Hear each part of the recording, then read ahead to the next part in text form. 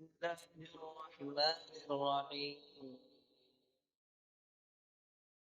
الحمد لله نحمده ونستعينه ونستغفره ونعوذ بالله من شرور أنفسنا ومن سيئات أعمالنا.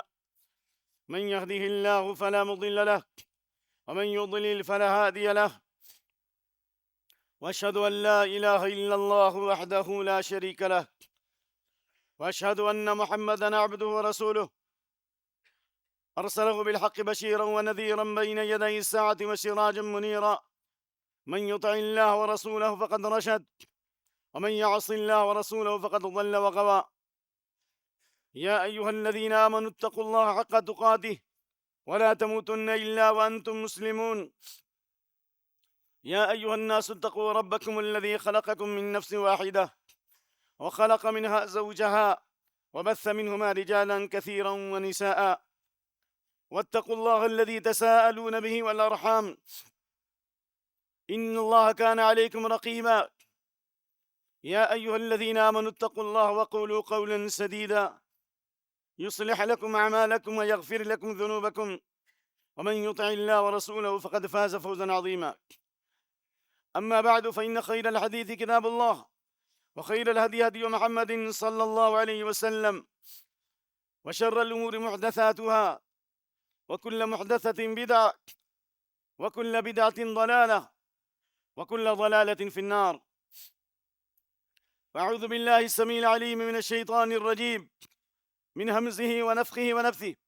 بسم الله الرحمن الرحيم. اقترب للناس حسابهم وهم في غفلة معرضون. اللهم إنا على ذكرك وشكرك وحسن عبادتك. اللهم حبب إلينا الإيمان وزينه في قلوبنا، وكره إلينا الكفر والفسوق والعصيان، واجعلنا من الراشدين. اللهم زينا بزينة الإيمان واجعلنا هداة مهتدين. رب اشرح لي صدري ويسر لي أمري واحلل عقدة من لساني يفقهوا قولي. رب زدني علما. خطبہ مسنونہ کے بعد سورۃ الانبیاء کی آیت نمبر 1 پڑھی گئی ہے، جس میں اللہ رب العالمین نے غافل لوگوں کو غفلت سے آگاہ کیا ہے۔ غفلت کا انجام بہت ہی بھیانک ہے، چاہے وہ ظاہری طور پر دینی شاعر سے غفلت اختیار کی جائے، یا عبادت و ذکر اور دعاؤں اور استغفار سے غفلت ہو، چاہے غفلت عامہ ہو چاہے غفلت خاصہ ہو۔ غفلت کو شریعت نے پسند نہیں کیا ہے، بلکہ شیطان کے جسم میں داخل ہونے کے کئی راستے ہیں۔ انسان کے جسم میں شیطان داخل ہوتا ہے، ان میں سے ایک راستہ غفلت کا ہے۔ غفلت کے ذریعے سے شیطان داخل ہوتا ہے بدن میں۔ اسی لیے اللہ رب العالمین نے فرمایا، وَمَن يَعْشُ عَن ذِكْرِ الرَّحْمَنِ نُقَيِّضْ لَهُ شَيْطَانًا فَهُوَ لَهُ قَرِينٌ وَإِنَّهُمْ لَيَصُدُّونَهُمْ عَنِ السَّبِيلِ وَيَحْسَبُونَ أَنَّهُمْ مُهْتَدُونَ۔ جو رحمان کے ذکر سے اعراض کرے گا، دنیا کو یاد کرے گا، آخرت سے غافل ہو جائے گا، قرآن سے غافل ہو جائے گا، دعاؤں سے غافل ہو جائے گا، تو اللہ فرماتا ہے ہم اس پر شیطانوں کو مسلط کرتے ہیں۔ اس کا مطلب یہ کہ شیطان کا تسلط جو ہے نا، یہ بھی اللہ کی طرف سے، اللہ کے حکم سے عذاب ہے، یہ گناہوں کے نتیجے میں، کیونکہ اللہ فرماتا ہے إِنَّهُ لَيْسَ لَهُ سُلْطَانٌ عَلَى الَّذِينَ آمَنُوا وَعَلَىٰ رَبِّهِمْ يَتَوَكَّلُونَ۔ جو ایمان لانے والے لوگ ہیں، جو اپنے رب پر بھروسہ کرتے ہیں، توکل کرتے ہیں، شیطان کا اس پر زور نہیں چلتا۔ جو بیدار لوگ ہیں ان پر شیطان اپنا داؤ نہیں چلا سکتا، اور اگر چلائے تو ناکام ہو جائے گا۔ اس لیے اللہ کے نبی صلی اللہ علیہ وسلم کی حدیث جو ہے، كان يحرك ويدعو بها وقال لا يشد على الشيطان من الحديد۔ آپ صلی اللہ علیہ وسلم نے جو شہادت کی انگلی جو حرکت کی نا، یہ بھی ذکر ہے، یہ ذکر ہے نا بھائی، اللہ کا ذکر کرتے ہیں، اشارہ کرتے ہیں نا تشہد میں، تو یہ ذکر کا فائدہ یہ ہے کہ شیطان کے اوپر لوہے کی مار سے بھی زیادہ سخت مار پڑتی ہے۔ لوہے سے مارا جائے تو کتنی تکلیف ہوگی، اس سے زیادہ تکلیف شیطان کو ہوتی ہے جب بندہ ذکر کرتا ہے، تحیات للہ والصلوات، اشارہ کرتے ہیں، بھاگتا ہے۔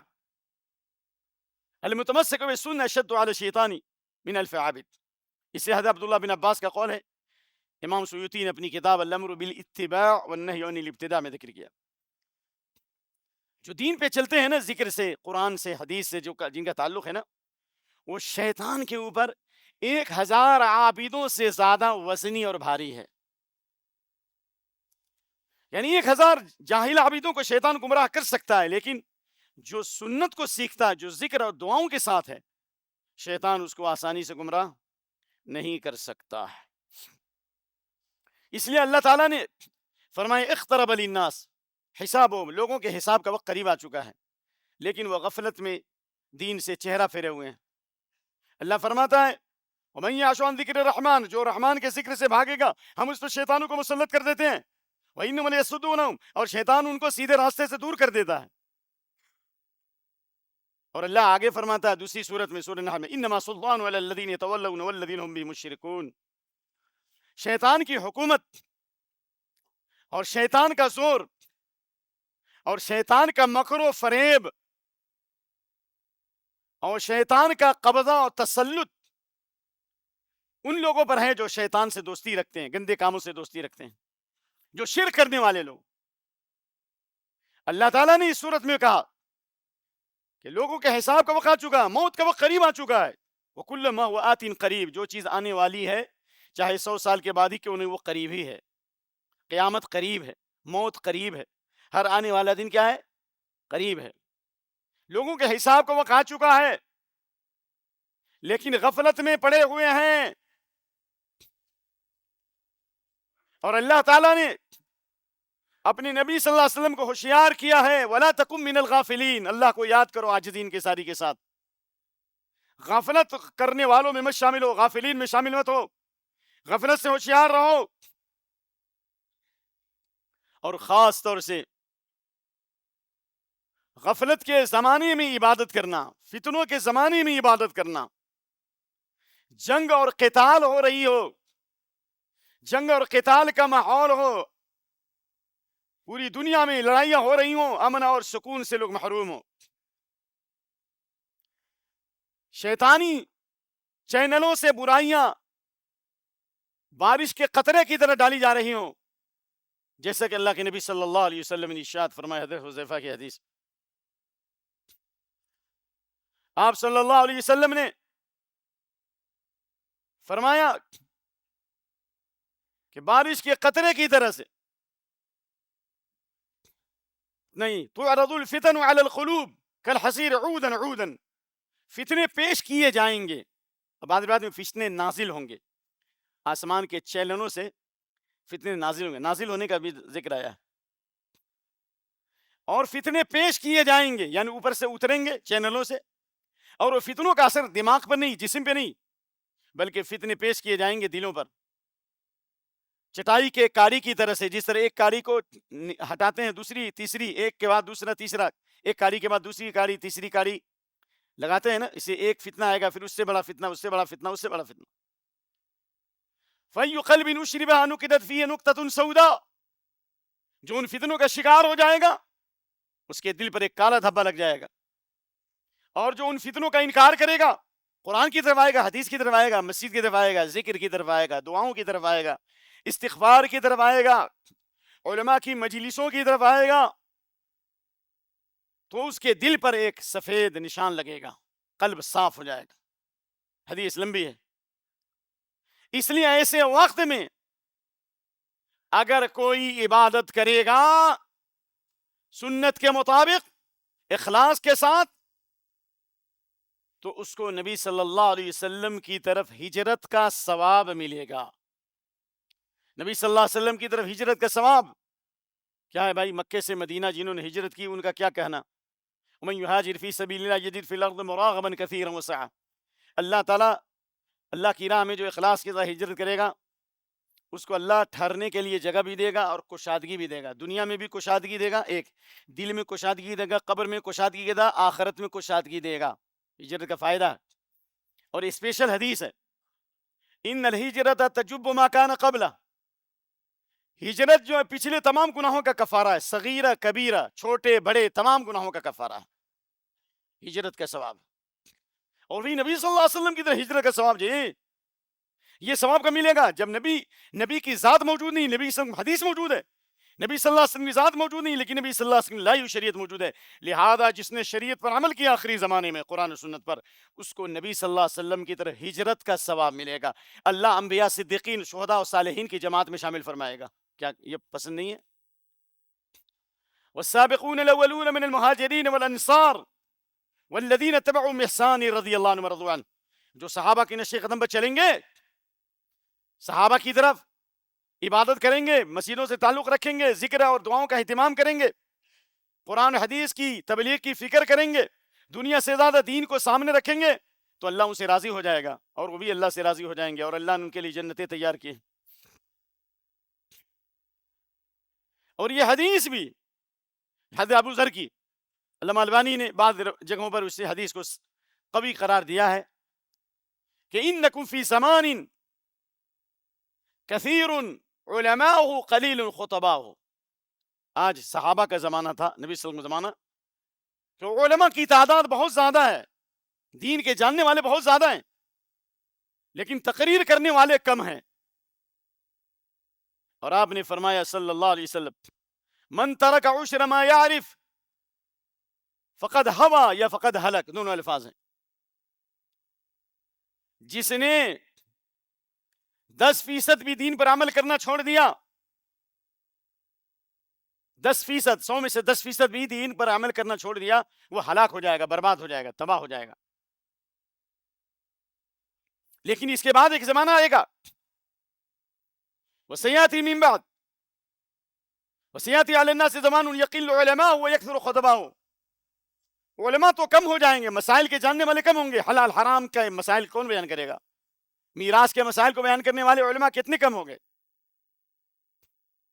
مسائل کے جاننے والے، آپ کچھ کہہ دیکھیے مسائل کتنا الٹ پلٹ کریں گے لوگ. علماء کم ہو جائیں گے، تقریر کرنے والے زیادہ ہوں گے، فتنوں کا دور ہوگا. فمن تمسک فیہ بعشیر ما یعلم نجا وفی روایت فقط نجا. 10% بھی دین پر عمل کرے. 10% کا مطلب یہ نہیں کہ شریعت کو چھوڑ دو، یعنی ظاہر ہم صحابہ کی طرح تو عمل نہیں کر سکتے، یعنی پورے شریعت پر عمل کرنے کی کوشش کرتے ہوئے اگر 10% بھی عمل ہو گیا تو نجات پائے گا، دنیا کے فتنوں سے بھی، موت کی سختی سے بھی، قبر کے عذاب سے بھی، قیامت کے ہولناکی سے بھی، جہنم سے بھی انشاءاللہ. یہ ہے غفلت کے وقت میں، جب دین سے لوگ غافل ہو جائیں گے، شریعت سے غافل ہو جائیں گے، فتنوں کا دور شروع ہوگا، عبادت کی بہت زیادہ اہمیت ہو جائے گی. اس لیے عمر بن عاص والی جو عبداللہ بن عمر بن عاص والی جو حدیث اذا ابو داؤد کی اذا مرجت عہد و امانت، امانتیں اور وعدے ٹکرا جائیں گے. دیکھ رہے ہیں نا، یہ آپ نے تشبیہ کر کے بتایا. نماز سے پہلے جو لوگ ایسے کرتے ہیں وہ منع ہے بھائی، خطبے سے پہلے یہ منع حدیث. خطبے کے دوران آپ نے ایسا کیا، آپ نے ایسے کیا، شبک بین اصابع. وعدے اور امانتیں ٹکرا جائیں گی. نہ امانت کو امانت لوگ سمجھیں گے، نہ وعدے کو وعدہ سمجھیں گے. وعدہ خلافی لوگوں کی عادت بن جائے گی، امانت میں خیانت کرنا لوگوں کی پہچان بن جائے گی. بلکہ بخاری کتاب الامانہ کی سب سے آخری حدیث، انما الناس كالابل الملة انما الناس كالابل المئة لا تكاد تجد فيها راحلة. 100 اونٹ میں بھی ایک اونٹ لمبی سواری کے لائق نہیں ہوتا. 100 اونٹ میں بھی ایک اونٹ لمبی سواری کے لائق نہیں ہوتا. 100 آدمی میں بھی ایک آدمی امانت دار نہیں رہے گا. بخاری کتاب الامانہ کی سب سے آخری حدیث. کہاں گئی امانتیں؟ کہاں گئے وعدے؟ کہاں گیا لوگوں کے مالوں کی حفاظت؟ آپ صلی اللہ علیہ وسلم نے جب یہ حدیث بیان فرمائی، کہا یا رسول اللہ ہم ایسے وقت میں کیا کریں؟ تو آپ نے کہا خذ ما تعرف ودع ما تنکر. معروف چیزوں پر عمل کرو اور منکر چیزوں کو چھوڑ دو. جو شریعت ہے اس پر عمل کرو، جو شریعت کے خلاف اس کو چھوڑ دو. وعلیک بخاصۃ نفسی، اور اپنی اصلاح کو لازم پکڑو. یا علماء کے ساتھ رہو، خاص کا معنی علماء، نیک لوگوں کے ساتھ رہو. ودع عنک، اور عام لوگوں سے دور رہو ورنہ تم بھی فتنوں کے شکار ہو جاؤ گے. تو ایسے وقت میں اگر 10% بھی انسان شریعت پر عمل کرے گا وہ نجات پا جائے گا. نمبر 1. نمبر 2، غفلت کی 2 قسمیں ہیں، غفلت عامہ اور غفلت خاصہ. عام غفلت اور خاص غفلت. عام غفلت یہ ہے کہ اکثر لوگ آخرت سے غافل ہوتے ہیں، آخرت کا تصور نہیں ہوتا، لوگ دنیا میں ڈوبے ہوئے ہیں. اللہ تعالیٰ نے سورۃ الروم آیت نمبر 7 میں فرمایا یعلمون ظاہرا من الحیات الدنیا وهم عن الآخرة غافلون. لوگ دنیا کی ظاہری زیب و زینت سے واقف ہیں، آسمان کی فضاؤں میں پرواز کرنے والے، زمین کی گہرائیوں اترنے والے، ماؤنٹ ایوریسٹ پہ جانے والے، برمودا ٹرائنگل کا پتہ لگانے والے، یہ سب دنیا کی ظاہری چیزیں ہیں. 1 منٹ میں 1 کروڑ روپیہ گننے والے، یہ سب ظاہری چمک دمک ہے. آخرت سے غافل ہیں یہ لوگ. اور اللہ کے نبی کی حدیث، سلسلہ حدیث صحیح، حدیث نمبر 195، ان اللہ یبغض کل عالم بالدنیا جاہل بالآخرہ، اللہ اور اس عالم سے بغض رکھتا ہے جو دنیا کے علوم کو جانتا ہے، آخرت سے غافل ہے. اللہ تعالیٰ اس سے بغض رکھتا ہے، اللہ کا دشمن ہے وہ. اس کا مطلب یہ کہ جو دنیا کے مقابلے میں آخرت کو ترجیح دے اور آخرت کی فکر کرے، اللہ اس سے دوستی کرتا ہے. وَيَتَوَلَّى الصَّالِحِينَ، اللہ نیک لوگوں کو ولی بناتا ہے. الَّذِينَ آمَنُوا كَانُوا يَتَّقُونَ، جو ایمان اور تقوی اختیار کرے، جو اپنے عقیدے کی اصلاح کرے، وہ کانوا یتقون، اور منہج کی اصلاح کرے. عقیدہ ایمان میں آ گیا، پورا عقیدہ، دل کے اعمال، اور کانوا یتقون زندگی کے اعمال. عقیدہ بھی صحیح ہونا اور منہج بھی صحیح ہونا. یاد رکھیے، الذین آمنوا، ایمان کے اندر دل کے جتنے اعمال ہیں اس کو صحیح کرو. توکل، بھروسہ، امید، خوف، تقوی، گناہ، کان کی برائی سے، آنکھ کی برائی سے، زبان کی برائی سے، شرمگاہ کی برائی سے بچے. تو کیا ہوگا؟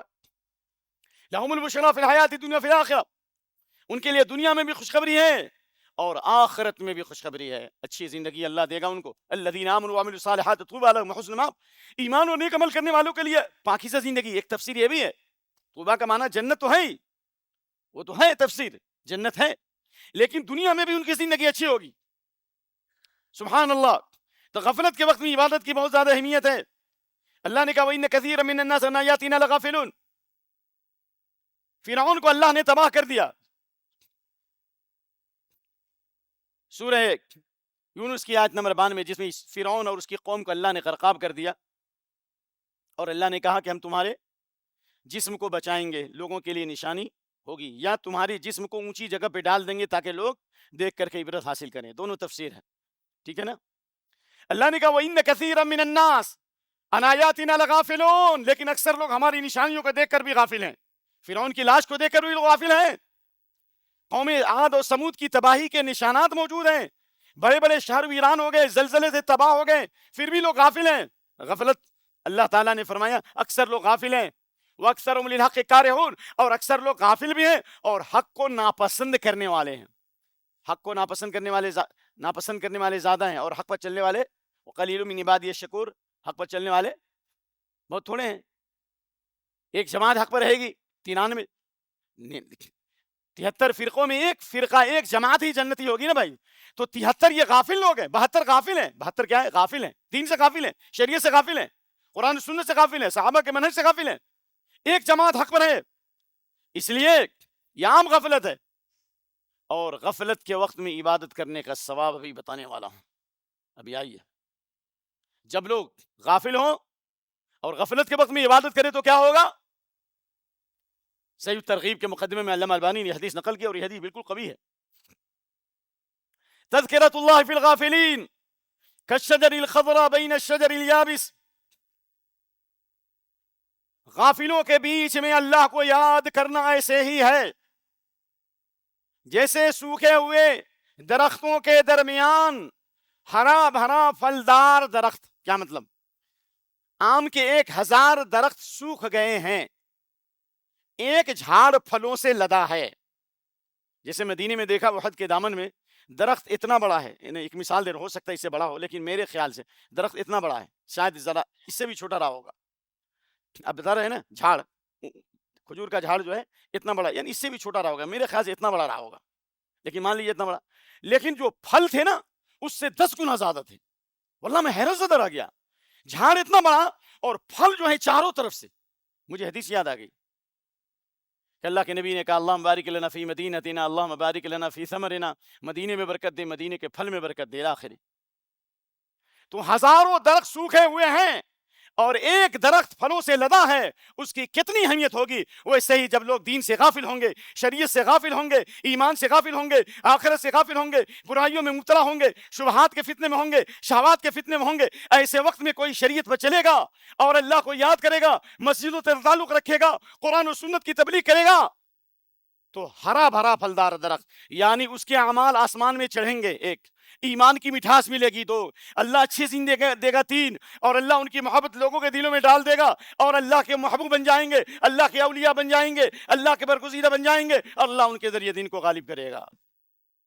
انہی پر یہ حدیث صادق آتی، مثل امتی کمثل مطر الغسیر لا یدری اول خیر ام آخر، میری امت کی مثال مسلسل دھار بارش کی طرح ہے، یہ نہیں پتا کہ شروع کی بارش زیادہ فائدہ مند ہے یا آخری بارش زیادہ فائدہ مند ہے۔ کیا مطلب ہے اس کا؟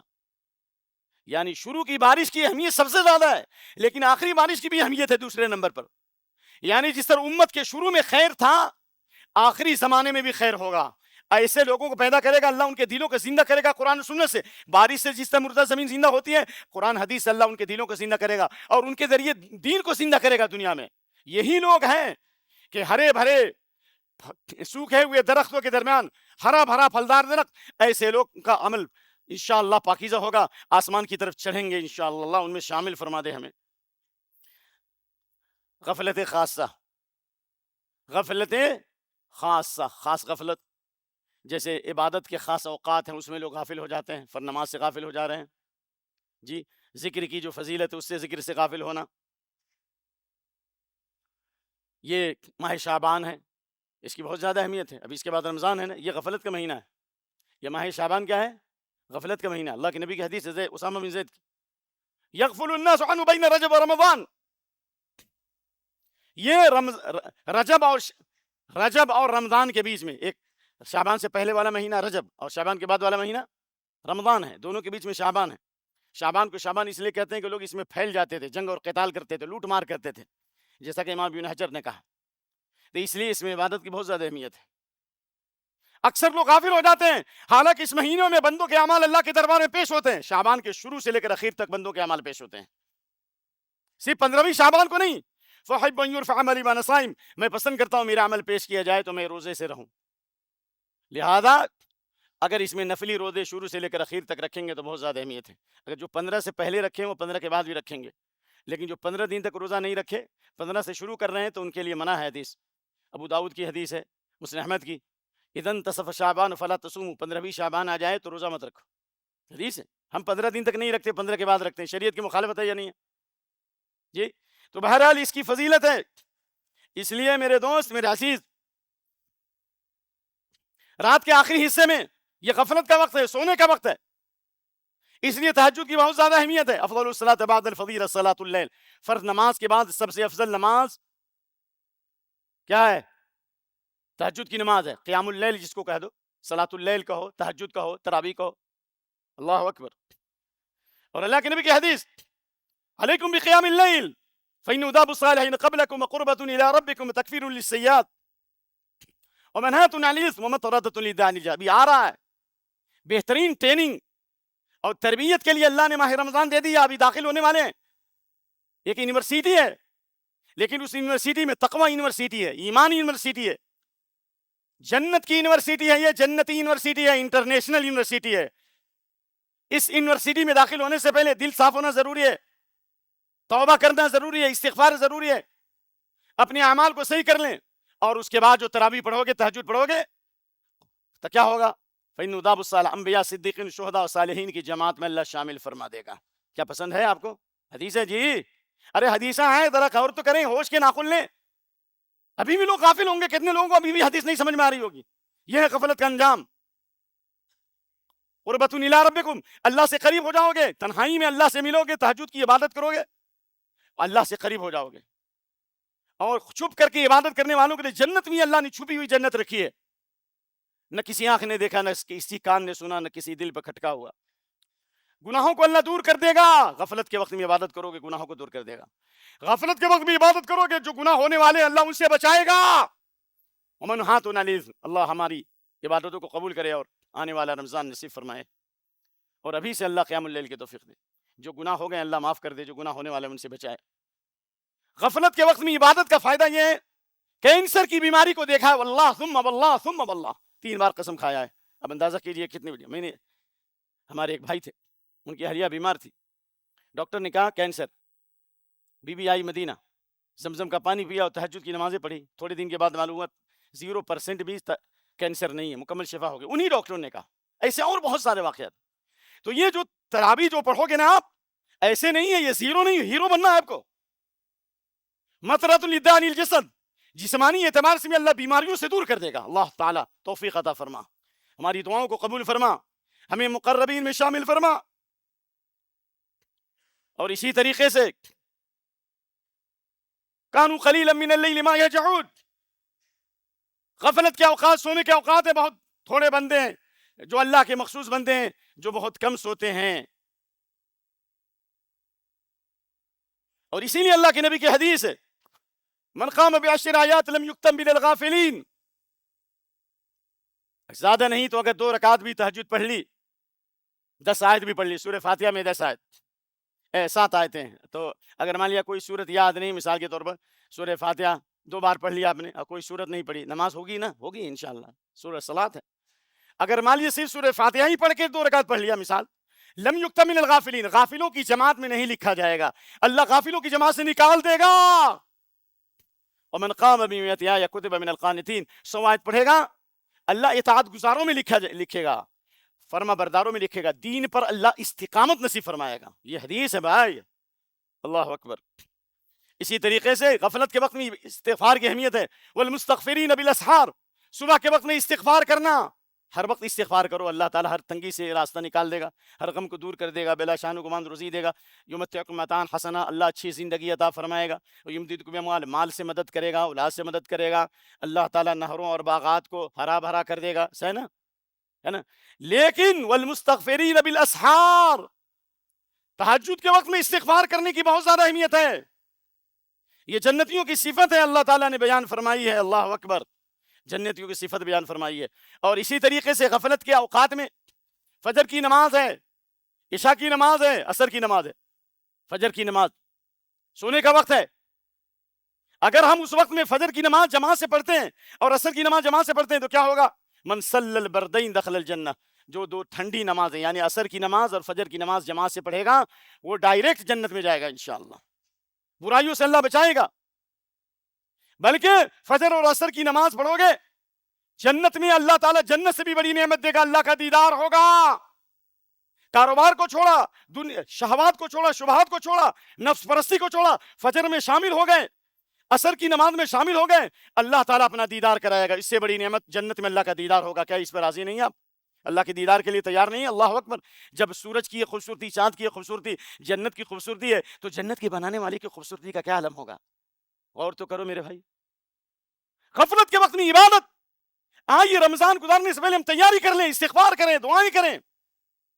اور عشاء کی نماز اگر جماعت سے پڑھ لیا آدھی رات کا ثواب، اور فجر کی نماز جماعت سے پڑھ لیا پوری رات کا ثواب. اسی طریقے سے ذکر کرو کثرت سے. مثل الذی یذکر ربہ والذی لا یذکر ربہ کمثل الحی والمیت، جو آدمی اللہ کو یاد کرتا ہے اس کی مثال زندے کی ہے، اور جو اللہ کی یاد سے غافل ہے اس کی مثال مردے کی ہے. کیا مطلب؟ یہ آدمی مردہ ہے، چیونٹی کاٹو گے حرکت نہیں کرے گا، اس کا دل مردہ ہے. جو اللہ کو یاد کرتا ہے اس کا دل زندہ ہے، جو یاد نہیں کرتا وہ مردہ ہے. جس گھر میں اللہ کو یاد کیا جائے وہ گھر والے زندے ہیں، جس گھر میں اللہ کو یاد نہ کیا جائے وہ گھر والے مردے ہیں. یہ حدیث بھی مسلم شریف میں ہے. اس لیے اللہ کے نبی صلی اللہ علیہ وسلم کی حدیثیں تو بہت ہیں، میں کون پیش کروں، ٹائم بھی ختم ہو گیا. حضرت یحییٰ بن زکریا نے، یحییٰ علیہ السلام نے 5 باتیں بنی اسرائیل کو بتائی تھی، اس میں سے ایک بات یہ بھی تھی، آپ اس سے پہلے سن چکے ہیں کہ اللہ کو یاد کرو، اللہ کی یاد سے غفلت مت اختیار کرو. خاص طریقے سے یاد کرنا، خاص نماز پڑھنا، تلاوت کرنا، اور سبحان اللہ، الحمدللہ، صبح کی دعا، شام کی دعا، سوتے وقت کی دعا، مسجد میں داخل ہونے کی دعا، مسجد سے نکلنے کی دعا. مثال کے طور غفلت کی جگہ بازار ہے، غفلت کی جگہ بازار ہے نا، غفلت کی جگہ، وہاں پر اگر ایک مرتبہ لا الہ الا اللہ وحدہ لا شریک لہ لہ الملک ولہ الحمد وحی لا یموت بیدہ الخیر وہو علی کل شیء قدیر پڑھیں گے، کتب لہ الف الف حسنہ، 10 لاکھ نیکیاں لکھی جائیں گی. کتنی نیکی ہے بھائی؟ شیطانوں کی جگہ ہے نا، 10 لاکھ نیکی لکھی جائے گی، 10 لاکھ گناہ معاف ہوں گے، 10 لاکھ درجے بلند ہوں گے. حدیث ثابت ہے. اللہ اکبر. تو اس لیے ذکر کی مثال یہ کہ ایک آدمی ہے، دشمن کی فوج اس کا پیچھا کر رہی ہے اور وہ بھاگ رہا ہے، یہاں تک کہ قلعے میں آ گیا. قلعہ سمجھتے ہیں نا بھائی، ابھی قلعہ تو آپ کے سامنے ہے نا. قلعے میں جیسے گیا گیٹ بند ہو گیا، دشمن کی فوج واپس چلی گئی. ویسے ہی لا یحرز نفسه من الشیطان الا بذکر اللہ، جو آدمی اللہ کو یاد کرتا ہے، پوری دنیا کا شیطان، انٹرنیٹ کا شیطان، موبائل کا شیطان، فیس بک کا شیطان، چینلوں کا شیطان، انسانی شیطان، جناتی شیطان، سارے شیطان جمع ہو جائیں، لیکن مرکز سے جڑ جاؤ گے، اللہ کی یاد سے جڑ جاؤ گے، ذکر سے جڑ جاؤ گے، اللہ تعالیٰ تمام کو ناکام کر دے گا اور اللہ تعالیٰ آپ کو کامیاب کر دے گا۔ وہ ذکر کی فضیلت تھی کہ بدر میں 313 تھے اور پوری رات یا رات کے اکثر حصے میں اللہ کے نبی نے دعائیں کی، نماز پڑھی، اور اس وقت بھی اللہ میدان جنگ میں دعا کی، اللہ نے ذلیل و خوار کیا کہ نہیں کیا؟ بھائی غزوہ احد کے اندر، غزوہ خندق میں، اذ جاؤکم من فوقکم ومن اسفل منکم واذ زاغت الابصار وبلغت القلوب الحناجر، دشمن اوپر سے آ گیا، غطفان کا قبیلہ آ گیا، قریش آ گئے، 12,000 فوج تھی مدینہ کا گھیراؤ کرنے کے لیے، لیکن اللہ کے نبی نے یہ دعا سکھائی تھی۔ آپ پڑھیں تب تو۔ یہودیوں نے بیان کیا کہ مسلمانوں کو زیر کرنا بہت آسان ہے کہ مسلمانوں نے پڑھنا چھوڑ دیا، اب پڑھنا، مطالعہ کرنا چھوڑ دیا، یہ قوم اب ذلیل ہی ہوگی، پڑھنا چھوڑ دیا ہم نے۔ اللہ کے نبی صلی اللہ علیہ وسلم نے دعا سکھائی تھی، اللہم استر عوراتنا وامن روعاتنا، بس اتنی ہی، یا اللہم انا نجعلک فی نحورہم، یہ دعا آپ نے سکھائی نا۔ اس دعا کی برکت سے اللہ تعالیٰ نے ذلیل و خوار کیا کہ نہیں کیا دشمن کو؟ اللہ نے لشکروں کو نازل کیا کہ نہیں کیا؟ ہواؤں کو نازل کیا کہ نہیں کیا؟ آج بہت سے مسلمانوں کو اچک لیا جا رہا ہے، بہت سے مظلوم لوگوں کو، عورتوں اور بچوں کو اچک لے رہے ہیں۔ دہلی کے اندر ابھی تقریباً 1 مہینے میں 700 سے زیادہ بچے اور بچیاں، عورتوں کو اچک لیا گیا، ان کو چھپا دیا گیا، چھوٹی نوجوان بچیوں کو۔ یہ کتنے بڑے فتنے ہو رہے ہیں۔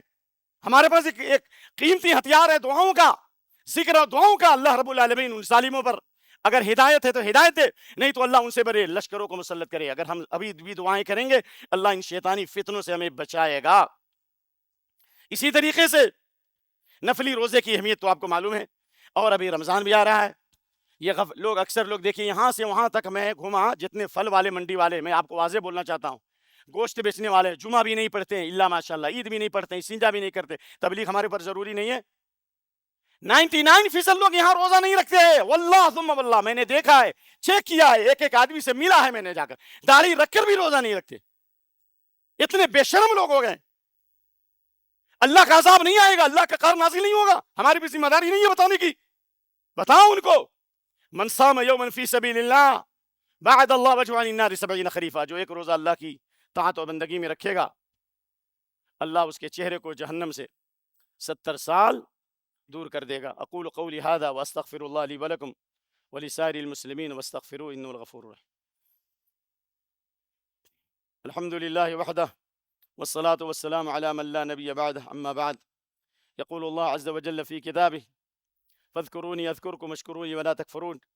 اللہ فرماتا مجھے یاد کرو میں تم کو یاد کروں گا۔ جو اپنے دل میں یاد کرے گا اللہ اس کو اپنے دل میں یاد کرے گا، جو جماعت میں یاد کرے گا اللہ اس سے بڑی جماعت میں یاد کرے گا، جو اللہ کی طرف چل کے آئے گا اللہ اس کی طرف دوڑ کے آئے گا۔ یہ بہترین موقع ماہ رمضان ہمارے لیے آ رہا ہے، اس لیے سلف صالحین 6 مہینہ پہلے سے دعا کرتے تھے کہ اللہ آنے والا رمضان نصیب فرما۔ اور رمضان جب آتا تو خوب عبادت کرتے، قرآن کی تلاوت کرتے، صدقہ خیرات کرتے، ذکر کرتے، غریبوں کی مدد کرتے، اور رمضان کے بعد 6 مہینے تک دعا کرتے کہ اللہ ہماری عبادتوں کو قبول فرما۔ حضرت حسن بصری کی دعا تو ابھی سے یاد کر لیجئے، اللہم سلمنی الی رمضان وسلمہ لی وتسلم منہ منی متقبلا۔ اے اللہ صحت و سلامتی کے ساتھ رمضان تک پہنچا دے، اور رمضان میں ہر نیکی اور بھلائی کا کرنا آسان کر دے، اور جو بھی نیکی کریں اللہ تو قبول فرما لے۔ اللہم اعز الاسلام والمسلمین وذل الشرک والمشرکین ودمر اعداءک اعداء الدین من الکفرۃ والملحدین، اللہم اجعل هذا البلد آمنة مطمئنة وسائر بلاد المسلمين، اللهم إنا نسألك فعل الخيرات وترك المنكرات وحب المساكين، وأن تغفر لنا وترحمنا، وأن تغفر لنا وترحمنا، وإذا أردت بعبادك فتنة فتوفنا غير مفتونين، اللهم إني أسألك حبك وحب نبيك وحب من يحبك وحب عمل يقرب إلى حبك، سبحان ربك رب العزة عما يصفون وسلام على المرسلين والحمد لله رب